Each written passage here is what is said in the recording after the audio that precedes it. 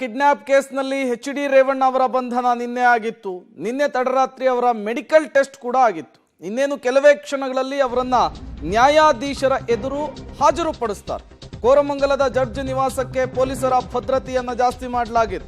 ಕಾರಣ ಕೆಲವೇ ಕ್ಷಣಗಳಲ್ಲಿ ಎಚ್.ಡಿ. ರೇವಣ್ಣ ಅವರನ್ನ ಅಲ್ಲಿ ಪ್ರೆಸೆಂಟ್ ಮಾಡಲಾಗುತ್ತೆ. ಎಸ್ಐಟಿ ಕಚೇರಿಯಿಂದ ಜಡ್ಜ್ ನಿವಾಸಕ್ಕೆ ಅಧಿಕಾರಿಗಳು ಎಚ್.ಡಿ. ರೇವಣ್ಣ ಅವರನ್ನ ಕರೆದೊಯ್ಯುತ್ತಾರೆ. ಕೋರಮಂಗಲದ ಜುಡಿಷಿಯಲ್ ಬ್ಲಾಕ್ನಲ್ಲಿ ಜಡ್ಜ್ ನಿವಾಸ ಇರುವಂತಹದ್ದು. ಎಸ್ಐಟಿ ಕಸ್ಟಡಿಗೆ ಒಪ್ಪಿಸಿದ್ರೆ ರೇವಣ್ಣ ಪರಪ್ಪನ ಅಗ್ರಹಾರಕ್ಕೆ ಶಿಫ್ಟ್ ಆಗ್ತಾರೆ. ಅಲ್ಲಿ ವಿಚಾರಣೆಯನ್ನು ನಡೆಸಲಾಗುತ್ತೆ. ಅವರ ಮೇಲೆ ಬಂದಿರುವಂತಹ ಆರೋಪಗಳ ವಿಚಾರಕ್ಕೆ ಸಂಬಂಧಪಟ್ಟಂತೆ ಎಸ್ಐಟಿ ಅಧಿಕಾರಿಗಳು ತನಿಖೆಯನ್ನು ನಡೆಸ್ತಾರೆ. ಮತ್ತಷ್ಟು ಡೀಟೇಲ್ಸ್ ಅನ್ನು ಕೊಡ್ತಾರೆ. ಇದೇ ವಿಚಾರಕ್ಕೆ ಸಂಬಂಧಪಟ್ಟಂತೆ ನಮ್ಮ ಪ್ರತಿನಿಧಿ ಮಾರುತಿ ನೇರ ಸಂಪರ್ಕದಲ್ಲಿ ಜಾಯಿನ್ ಆಗಿದ್ದಾರೆ. ಮಾರುತಿ, ಎಷ್ಟು ಗಂಟೆಗೆ ಎಚ್.ಡಿ. ರೇವಣ್ಣ ಅವರನ್ನ ನ್ಯಾಯಾಧೀಶರ ಎದುರು ಪ್ರೆಸೆಂಟ್ ಮಾಡಬಹುದು? ಜೊತೆಗೆ ಭದ್ರತೆ ಯಾವ ರೀತಿ ಕಲ್ಪಿಸಲಾಗಿದೆ ಅಲ್ಲಿ ಅಂತ? ಖಂಡಿತ ಪ್ರೇಮ್, ಈಗಾಗಲೇ ರಾಷ್ಟ್ರೀಯ ಕ್ರೀಡಾ ಗ್ರಾಮದಲ್ಲಿ ಪೊಲೀಸರು ಬಿಗಿ ಭದ್ರತೆಯನ್ನು ಮಾಡುವಂಥ ಕೆಲಸನ ಮಾಡ್ಕೊಂಡಿದ್ದಾರೆ. ಯಾಕಂದರೆ ನಿನ್ನೆ ಸಂಜೆ 6:45 ಸಂದರ್ಭದಲ್ಲಿ ಎಚ್.ಡಿ. ರೇವಣ್ಣ ಅವರನ್ನು ಬಂಧನಕ್ಕೆ ಒಳಪಡಿಸಿರುವಂಥದ್ದು. 24 ಗಂಟೆ ಒಳಗಾಗಿ ಅವರನ್ನು ಮ್ಯಾಜಿಸ್ಟ್ರೇಟ್ ಮುಂದೆ ಪ್ರೆಸೆಂಟ್ ಮಾಡಬೇಕಾಗಿದೆ ಕಾನೂನಿನ ರೂಲ್ಸ್ ಪ್ರಕಾರ. ಹಾಗಾಗಿ ಇವತ್ತು ಸಂಜೆ 6:45 ಒಳಗಡೆ ಅವರನ್ನು ಇಲ್ಲಿ ನ್ಯಾಯಾಧೀಶರ ಮನೆಗೆ ಕರ್ಕೊಬಂದು, ಭಾನುವಾರ ಆಗಿರೋದ್ರಿಂದ ನ್ಯಾಯಾಧೀಶರ ಮನೆಗೆ ಕರ್ಕೊಬಂದು ಇಲ್ಲಿ ವಿಚಾರಣೆ ನಡೆಸುವಂಥ ಸಾಧ್ಯತೆ ಇದೆ.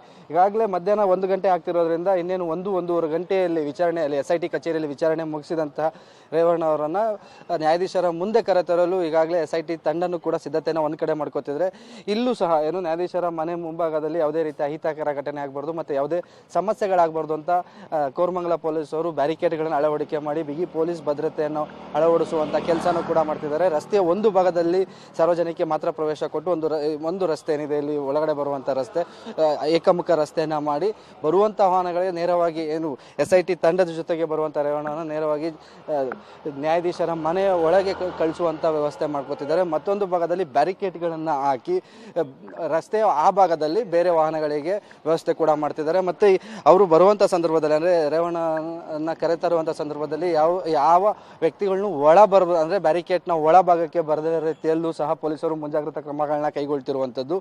ಈಗ ಸದ್ಯ ಇನ್ನು 1-1.5 ಗಂಟೆಯಲ್ಲಿ 2:30 ನಂತರದಲ್ಲಿ ಎಸ್ಐಟಿ ಕಚೇರಿಯಲ್ಲಿ ವಿಚಾರಣೆ ಮುಗಿಸಿದ ನಂತರ ಇಲ್ಲಿಗೆ ಕರೆತರುವಂಥ ಸಾಧ್ಯತೆ ಇದೆ. ಸಂಜೆ 6 ಗಂಟೆ ಒಳಗಡೆ ಇವ್ರನ್ನ ಕರೆತರೋ ಹಿನ್ನೆಲೆಯಲ್ಲಿ ಈಗಾಗಲೇ ಪೊಲೀಸರು ಎಲ್ಲ ರೀತಿಯ ಸಕಲ ಸಿದ್ಧತೆಗಳನ್ನ ಈ ಭಾಗದಲ್ಲಿ ಏನೆಲ್ಲ ಆಗಬೇಕು, ಯಾವ ರೀತಿ ಬಂದೋಬಸ್ತ್ ಮಾಡಬೇಕು, ಆ ಬಂದೋಬಸ್ತ್ನ ಮಾಡುವಂಥ ಕೆಲಸದಲ್ಲಿ ತೊಡಗಿರುವಂಥದ್ದು. Prem, okay, thank you Maruti ತಮ್ಮೆಲ್ಲ ಮಾಹಿತಿಗಾಗಿ. ಎಚ್.ಡಿ. ರೇವಣ್ಣ ಅವರನ್ನ ಸಂಜೆ 6 ಗಂಟೆಯ ಒಳಗಡೆ ನ್ಯಾಯಾಧೀಶರ ಎದುರು ಪ್ರೆಸೆಂಟ್ ಮಾಡ್ತಾರೆ. ತದನಂತರ ಹೆಚ್ಚಿನ ವಿಚಾರಣೆಯನ್ನು ನಡೆಸಬೇಕು. ಹಾಗಾಗಿ ನಮ್ಮ ಕಸ್ಟಡಿಗೆ ಕೊಡಿ ಅಂಥೇಳಿ ಕೇಳಿಕೊಳ್ತಾರೆ. ಎಷ್ಟು ದಿನಗಳ ಕಾಲ ಕೊಡಬೇಕು ಅಂಥೇಳಿ ಅಳೆದು ತೂಗಿ ನ್ಯಾಯಾಧೀಶರು ಒಂದು ಆದೇಶವನ್ನು ಕೊಡ್ತಾರೆ. ಆ ಆದೇಶದ ಪ್ರಕಾರ ಎಚ್.ಡಿ. ರೇವಣ್ಣ ಅವರನ್ನ ಕಸ್ಟಡಿಗೆ ಪಡೆದು ವಿಚಾರಣೆಯನ್ನು ಮುಂದುವರಿಸಲಾಗುತ್ತೆ.